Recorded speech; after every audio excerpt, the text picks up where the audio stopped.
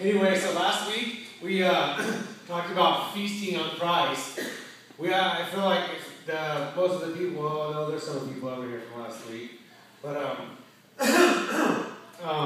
we talked about feasting on Christ. We went through Psalm 37, and it was really cool because it was just, trusting in the Lord, delighting in the Lord. Just, and there's one part that talked about feasting on His faithfulness.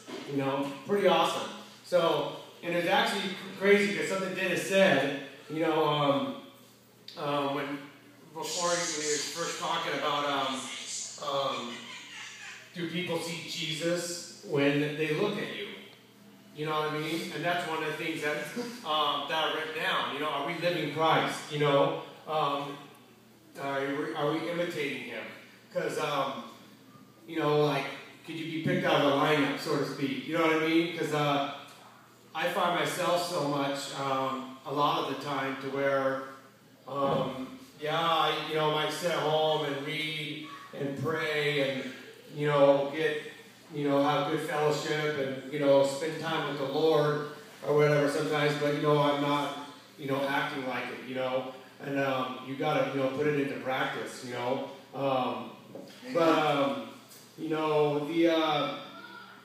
let's see, 2 Corinthians, it talks about, chapter 3,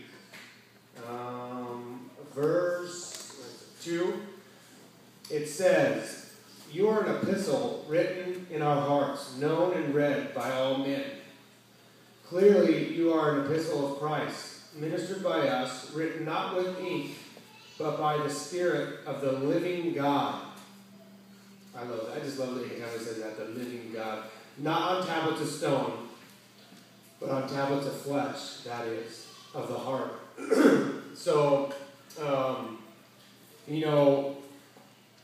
needless to say, we got to go through the Word, to get, to know the Lord. But, it's written on our heart, he's saying. The Word is written on our heart. So, how, does it get written on there?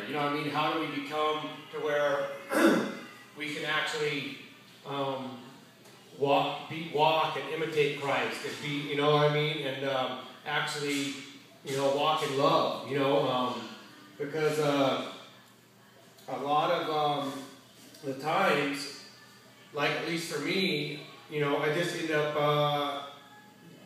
kind of doing what everybody else is doing. I'm not getting high and stuff like that anymore, but just the way that I'm carrying myself or talking or being, at work, somewhere or at your job, joining in conversations or whatnot, do people know that you're saved? Do people look at you and say, wow, what that guy stands out, why is he so happy? Or, what's his deal? In a good way, because it's so easy to just want to snap and go off all the time, and, on just a little bit over in Corinthians, it talks about, I'll go to Ephesians first, sorry. We're going to, like I was talking last week, we're going to start on a book, but, it's probably going to be next week, because I've been praying about it, and I don't know what book to start in yet, so Ephesians, it says, Ephesians 4:1,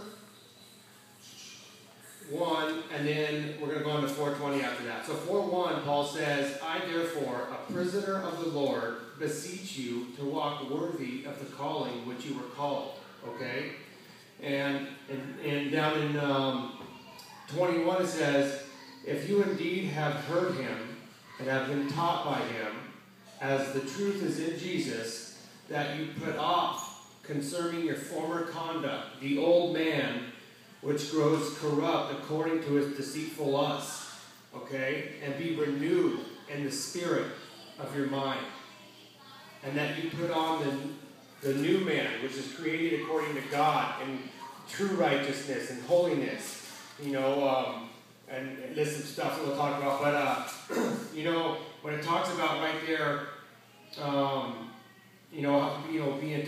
being taught by Jesus and put off concerning your former conduct the old man, which grows corrupt according to its deceitful lust, because it's true, it grows corrupt, and it actually, like, gains momentum, because, like, when we fall, even when we fall and backslide or whatever may happen, it always seems to be a little bit worse, than it was before.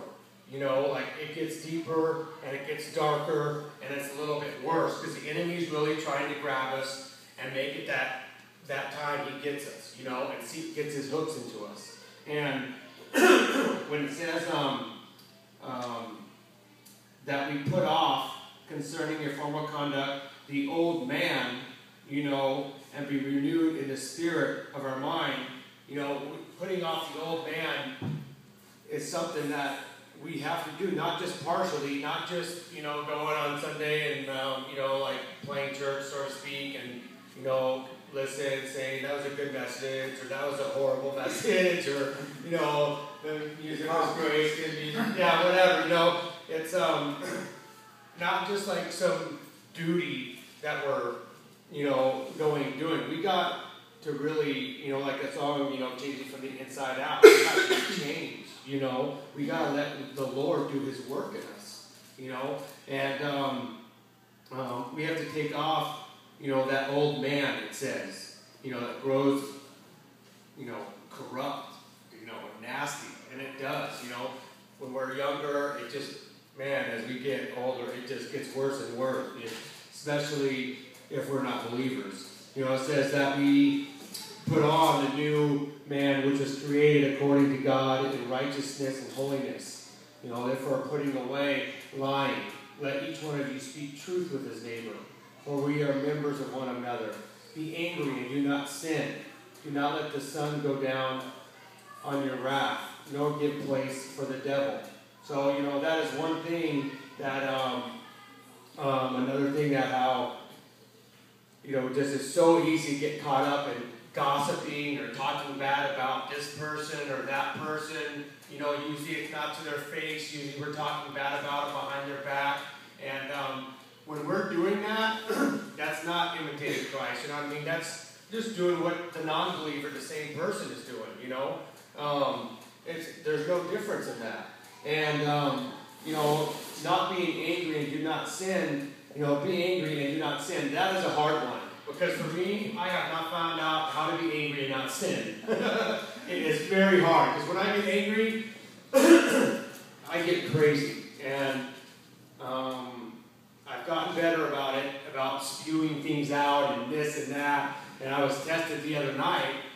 This builder texted me in the middle, like 10 o'clock at night, because I didn't respond to this text right away to him, He had texted me during the middle of the day. And I hadn't been able to text him back about getting a price to this house. He's like, so I guess you don't want to have me text, or you don't want to do my house. And I didn't respond. And he said something. Well, it's going to get slower sooner or later. You're going to wish it. And I was like, whoa, dude. I was like, why are you getting this attitude? I'm just, I just was taking a minute to think. I just got home. You know what I mean? Give me a few minutes to hold myself together, and because I told myself, I think you're being disrespectful, just text me at 10 o'clock at night, all this crazy stuff, and get mad all of a sudden, and I was real nice about it, and then he texted me, he goes, well, good luck with your business and with that attitude, and normally, I got mad real quick. And I had this big, long text written out that I was going to send. That was, I'm going to knock your teeth in the back of your head. You better run when you see me on the job. You better pray we do not see each other. And it was this nasty text. And I just sat there and prayed about it. And I was just like that. And I went a different way. I got angry. And I probably did sin in my mind. So that's the part I'm still trying to figure out how not to sin. But I didn't follow through with it, though. I ended up going, well, okay, I erased it. I said, I was like, yeah, sorry, man. I just, your company is a great company. I just couldn't get back to you. I saw your dad. I really like your dad and your brother. They're great guys. I enjoyed doing that one job for you guys. I'm sorry, I've been really busy, I told him, I got a little church that's going on, I got on the weekend, so that's why I wasn't able to get to it. So I'm only working on the weekends, this and that, and it ended up with a very good conversation. We ended up talking about God at the end of it.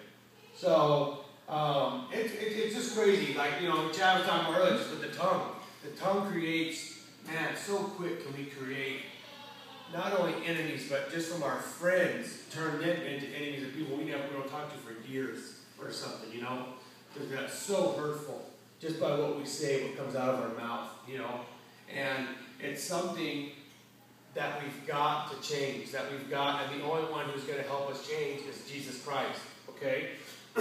So, this last part talking about like that in 2 Corinthians, sorry, Chad got me sick somehow within a matter of 5 minutes. There's cough drops right there, bro. Underneath the... Okay, oh wait. It says, he came in hands and they had cough drop. And after he shakes my hand, he's real close. Hi, good to be here. And they give me a cough drop. I'm like, 10 minutes later, I'm coughing. That's the way I roll. Love me, Jesus says you have to. So, it says, down just a little bit before we flip to Ephesians, it says, therefore, be imitators of God as dear children, and walk in love, as Christ also has loved us, and given himself for us as an offering and a sacrifice to God for a sweet smelling aroma. Think about Christ, what he endured. You don't think that he didn't want to go off on somebody? I mean, oh my gosh. When you read the Gospels and how they treated him, spitting on him, slapping him, just humiliating him, making him look, what he went through for us, I will never be able to fathom, because, even though he was God, he still was man and limited himself. And being what he was and be able to take that with the human feelings, because in Hebrews, it talks about, him being tested and tempted every single way that we have been tempted or tested. Every single way. So he knows how to help us, okay? So like that other night with me texting that guy, getting that mad and prideful that quick, man, what he went through, we can endure quite a bit. We should be able to, but it's our pride. Our pride puffs up, and it puffs up really fast, So we need to be careful because, especially me, it'll get me in a situation where my pride, I won't say I'd be standing up here talking to you guys, and the doors will be closed, That's how quick something could happen. It talks, I'm going over to 2 Corinthians in 6. So we're trying to, chapter 6, verse 14. So we're trying to talk about like how, to imitate Christ and to get, away from, acting the same way as non-believers, as the world, And in chapter 6:14, it talks about like being hanging out. See, one of the main things is like with Christ, how the best way to imitate Christ I think of is like how like you have a friend and you hang out with them and you pick up the same traits, like hey dog, hey homie, or Shazam, Shazizzle, or whatever, whatever the word is, I don't know, but you pick up the traits when you hang out with someone for a long time, or a short period of time, when you hang out with them a lot. Just say you're spending a lot of time with somebody. I remember in the past, I could just remember my wife saying, oh, you're trying to say that, or something. I just have this image in my head. That's the same way. So with Christ, that's the best way I was thinking in my head, to imitate him, to be like him, and what he did. There's no way we can be perfect, guys. There's no way.